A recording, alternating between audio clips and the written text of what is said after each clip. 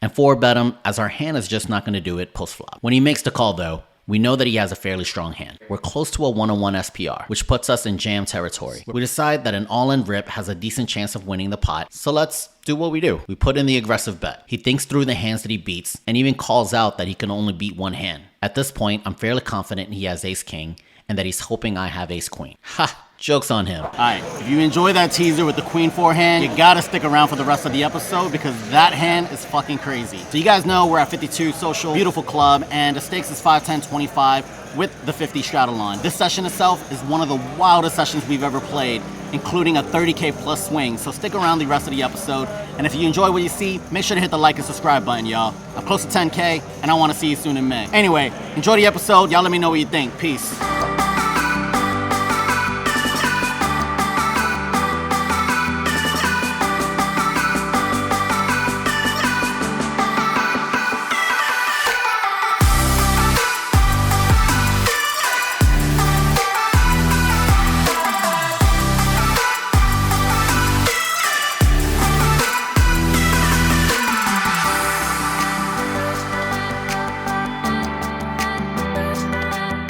It's been over an hour, and we haven't gotten into many hands. We took down a couple of small ones though, and somehow we're up 1k. Here's our first action heavy hand. We straddled to $25. It folds to the button, who raises to 50. Small blind 3 bets them to 250, and the action is on us. We're holding pocket 8s, and we can either call and play in position or 4-bet isolate small blinds wide range. For whatever reason, perhaps the session has been slow for me, we decide a smooth call. Button closes the action, and we head to the flop 3 ways. The flop comes ace queen jack rainbow. When a small blind checks on an action board, I decide to take the lead, betting 1/3 pot, since we have plenty of 2-pair combos here within our range. Button makes the call, and the pre-flop aggressor gets out the way. Awesome. 1 down, 1 to go. On a blank turn, I double barrel with a 2/3 size against a range that has plenty of 1-pair draw combinations. My plan is to apply max pressure on blank rivers. Once our opponent raises though, we know we got caught and it's time to get out of there. Looking at this hand again, it seems fishy to lead out on flop and turn, but we just gotta trust that our range versus range analysis is correct and our play here is profitable. I'm okay with my play. A little later, we decided to add 3k to our stack. We're now in the game for 8k. In this hand, the +1 raises it up to 200.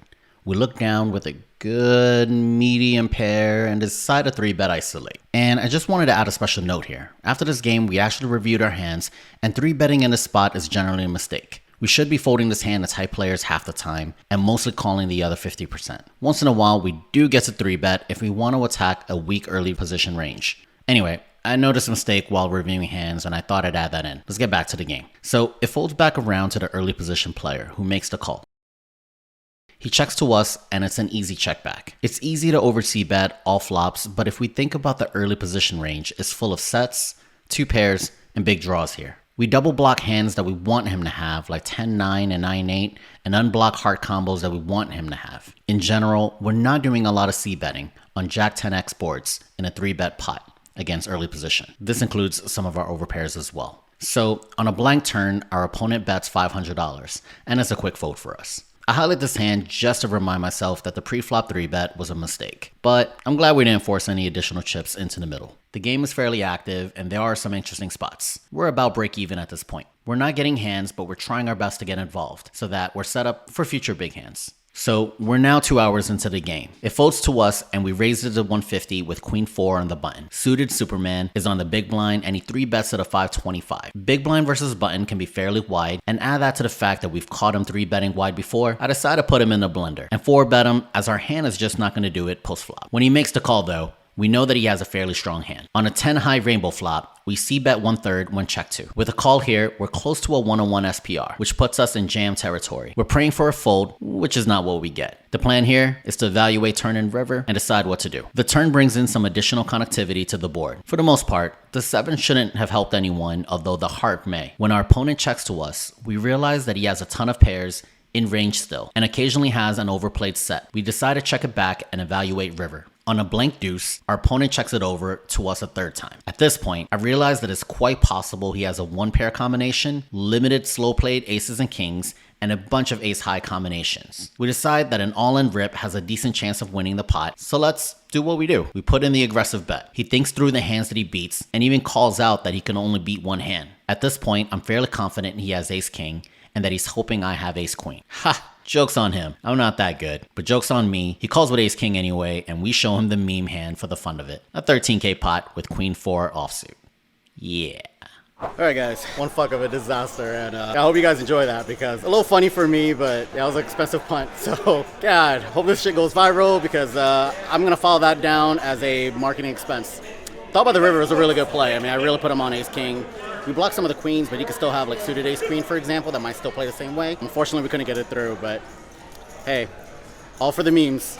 We're currently down 7k. We reload another 10k and get back on a horse. The game's plenty of action and the money is moving around. And plus, we're here to battle. So in the next hand, cutoff opens it up to 150. It folds to us in a straddle, and we have a pure 3 bet with queen jack suited. We have a lot of history with this player, and decide that we want to use big sizings the rest of this hand. We put in a big 3 bet to 800 and get a call. We're going heads up to the flop. No need to bluff here. The flop comes queen jack 10 rainbow. We block top 2 sets, which is always a good start. Although 2 pairs is usually good, we think that there's plenty of scare cards that can kill the action and force us to overcheck out of position. We decide to use a large sizing to charge all worse hands, including 1 pair plus draw hands. The large sizing also discourages any out of line raises. Our opponent folds pretty quickly though, so nothing to think about here. We're on a 1-hand winning streak. LFG. On to the next hand. We get a limp caller in the hijack. It gets raised by the button before small blind 3 bets it up to 700. Sparks is a very seasoned pro, and I believe that he wants to isolate a wide button range. I'm next to act and I look down to ace jack suited. This is a strong enough hand to 4 bet, but for some reason I decided to smooth call. Looking back at this tape, I can't explain my action here, other than it would typically be a blunder. But we get in the hand anyway and see what everyone does. The limper makes the overcall, and the button gets involved too. We go 4 ways to a flop of queen 5-3, 2 hearts. Sparks c-bets a third, and the action is on us, with 2 others behind. We want to be careful we don't bloat up this pot too big. We decide to just make the call and see a turn. Fortunately, the other 2 players fold. Our strategy is pretty straightforward here. We get to bet if check 2, and if he barrels again, we simply play pot odds poker. The turn brings in a king, and while it gives me additional outs, I could simply be running into it. Sparks bets again, this time for half pot, bringing the pot up to 7.7k. While I thought about jamming with our combo draw, I don't think Sparks could ever fold.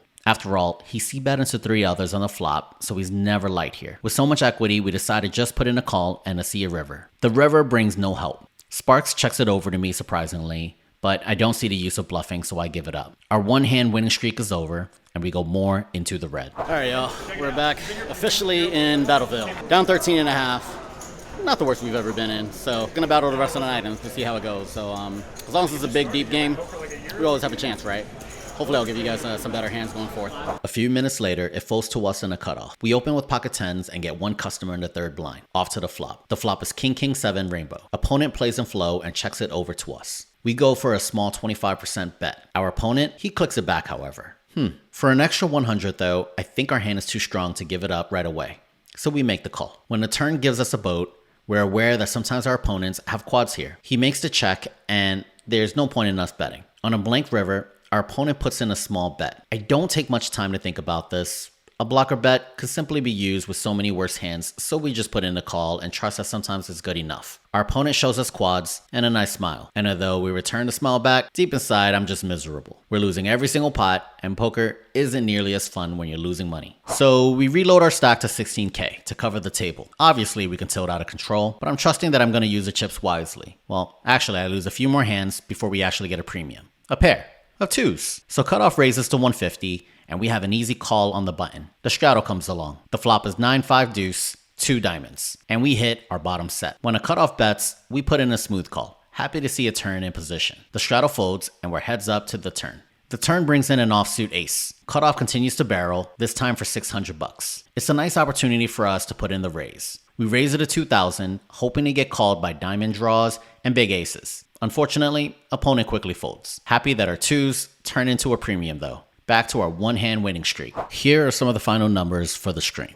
We try to get involved with a high VPIP, raise, and aggression percentages, but unfortunately we leave the table down 11.8k. But our session isn't done yet. I'm here to battle. So guys, so we're at the main game right now. Obviously stream didn't go great, but this table is fucking action. It's a lot of action, a lot of money on the table. 3/4 of the table is fairly deep. A lot of straddles being put on, so we'll take a look to see how it goes. But even at the first straddle, most people are at 100 bigs. So It'll be a fun game. Hopefully we can catch a couple of hands. First big hand at the new table. You're gonna like this one. So the table decides to play bigger. 10, 25, 50, 100. It folds to us in a cutoff and we raise to 275. The third blind and the straddle come along. We're going 3 ways to the flop. Flop is pretty friendly. Ace 7, 5 rainbow. We flop top pair with some backdoors. The third blind checks, straddle checks. It's on us and we can really go either way, checking or betting. But because both of our opponents are fairly aggressive, I decided to neutralize some of their bluffs by betting here. 350. The plan is to check back most turns for pot control, and we can decide what to do on river. But anyway, third blind calls and a straddle folds. Onto a turn, we get a king of clubs, giving us backdoor nut flush draw. When opponent checks it over to us, we follow our plan and check it back. In case we didn't think we were good, we definitely are now. The river is a 2 of clubs, giving us our nut flush. Even better, opponent leads out for 850. He can do this with top pair or better, as well as some missed draws. But since missed draws will fold to any raise, we might as well go for max value and hope he has a big hand to call with. We reach for our chips and throw out 2400. Except, we got our chips wrong and accidentally put 1400 out. It's an ineligible bet and we're stuck with just a pot. Both players show their hand and of course we win. Unfortunately, he has 2 pairs. The type of hand that would have potentially called a raise. Alright, so, it's just not my day, y'all. So, check back top pair weak kicker. We magically spike the nuts on the river. Villain leads out for half pot. And we try to raise 3x, but instead we threw out the wrong chips. And it just stands at a call, so. Boy, I don't have that many bad sessions. I would say today qualify as one of them, so. Man, hopefully you guys are enjoying this one.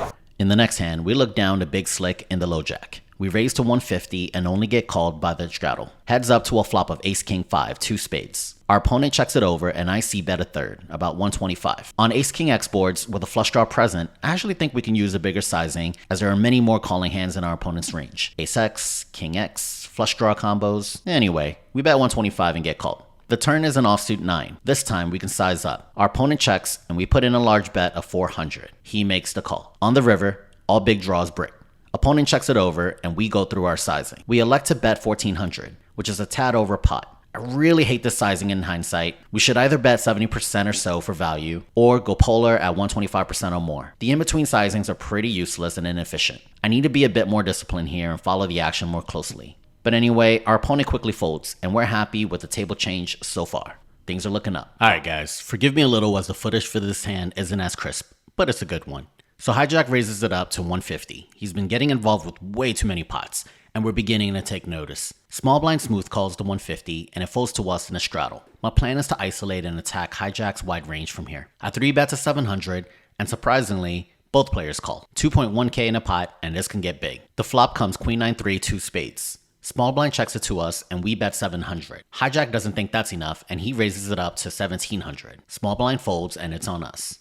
It's a small raise. For these odds, we're not folding. He has some nut flush draws that he'd want to raise with, and he could also have the lower 2 sets as well. Our hand isn't strong enough to put in a 3-bet, so we just put in a call and see a turn. The turn brings in an offsuit 8, completing a straight. We check, and he quickly checks it back. At this point, we're certain he has an ace high flush. When an offsuit 4 comes on the river, I don't think we get value from any worse hands, so we check it back. He quickly checks and tells us he has ace high. We flip over our cards and take this one down. It's a decent pot and we're quickly moving back to even.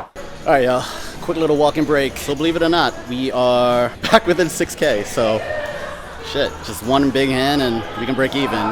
With that being said, it doesn't matter, right? It doesn't matter if we're up or down. Just gonna try to play good poker. I think I only got another half an hour to an hour left, so let's see if we can get a couple of hands in. Y'all ready for something different? How about double board PLO bomb pots? The Texas special. The ante is $100 and we're going 7 ways. There's already $700 in the pot. On the following flop, it checks through to us on the button. We have some backdoors but no reason to bet, so we just check and we're ready to see turns. On the turn, the first to act player bets $400. He gets called by cutoff and we make the call as well with our nut flush draw on both boards. First river gives us the nuts. Unfortunately, nothing good below, but this is enough to help us win some money. Anyway, first to act checks at this time and cutoff bets $2,000. We can actually raise, but I'm not sure if we actually can get cutoff off of anything good. So we just decided to make the call and hope that the third player comes along. Indeed he does, and flips over his set on the bottom. Cutoff says he hit a backdoor flush, but it's no good to our nuts, so he mucks. we get to chop a fairly good one. By the way, sorry for the bad recording of this one. Too much adrenaline from coming back, and I just didn't get really good table footage. All right, so with that bomb pot, we're within 2.5. Getting close. Hang in there with me. Last hand for the vlog. Let's make this a good one. It folds around to the button, who raises it to 150. Small blind puts in a 3-bet to 750, and the action is on us. We have ace-king off against fairly wide ranges in both the small blind and the button. But we're also 200 big blind effective, so let's try to narrow down ranges. I 4-bet to 2200 and will be happy to take down the pot here. Big blind and button folds, it's back on a small blind, and he makes the call. Okay, let's go see a flop. So we're off to an important flop, which comes out king 10-9, 2 clubs. It's a decent flop for us, but we want to be careful of stacking light. Surprisingly, small blind dunks out $1,600. In the moment, I was quite flustered and wasn't sure what to do. There's a straight, several 2-pair and set combinations, some flush combinations, but then we started thinking. We have the ace of clubs, so there's a little protection. I don't think he'd dunk out with a flush draw, and if he does, it's not enough flush one. He does have both sets of 10s and 9s in range, but there's no way he ever dunks out with a hand this strong. A flop straight would be a fairly wide pre-flop call, so I have to discount those. Honestly, I'm not sure what he'd lead out with, but I know this player would gamble if it came down to it. We fought valiantly to get back to even, but winning this pot would be the icing. Losing this pot, however, will leave us 10k or so stuck again. But with top on his board against a donk bet, I feel like we're good here awfully a lot. So I raise our opponent all in and get a snap call. Yikes. Somehow we talk and we agree to run it twice, and you guys see the run out? Yeah, we're good on both. We later found out he had an open-ender with the backdoor flush draw. I think he got fairly tilted off of a previous play where he was bluffed out of a big pot, and somehow we're the benefactor now. But hey, I'll take it. It's been a long session, but not only are we officially unstuck, we ultimately cash out for a decent profit. All right, took a while, but we got paid, looked up our dealers. Yeah, wild session. Man, I don't even know what to say. That was just crazy. Oddly enough, that's not even a craziest session. I've been in wilder sessions, and so... Well, first off, I'm like super exhausted. That did take a lot out of me. So that's gonna be one of the bigger games we play for sure. And I don't have any regrets. I mean, honestly, there was already a number in my mind that if I lost, I'd be okay with. But I also knew that the type of game we were gonna have today, that I wanted to use as much leverage as I can get, and so there was a certain number that I brought with me, and I was perfectly happy. If I lost it, then I thought it was gonna be a good gamble. But with that being said, we bought in the game for 30k. We got down as much as like I think 18.5 or 19 or something like that. Definitely got depressing a little bit, but I've been in these spots before. I don't get rattled, man. I don't get discouraged. I mean, yeah, like you might feel a little bit of sadness, you might feel a little bit of frustration, you might get upset that cards aren't coming your way, and so you're just trying to make something out of nothing. But I battle, man, and if you're a fan of that, if you're a fan of someone who's just never gonna give up and who's gonna fight, I'm your guy. I think you're gonna enjoy a lot of my games, and I hope you enjoyed this game. I mean, this is the perfect example where I can be down close to 20k and be okay and fight back. And you know, it's not like I did anything frivolous. I thought I played really good poker, won a whole bunch of medium-sized pots, maybe a couple of big folds. Overall, it just took a little bit of time, but we got there. All right, anyway, I gotta get home. I'm tired, I'm beat, I'm worn. Thank you guys so much for following. Hope you guys enjoyed the vlog. Today was a super action-packed one, and hope you enjoyed it, man. Follow, subscribe, like, leave me a comment. Hopefully the next vlog will be a good one. All right, peace, y'all.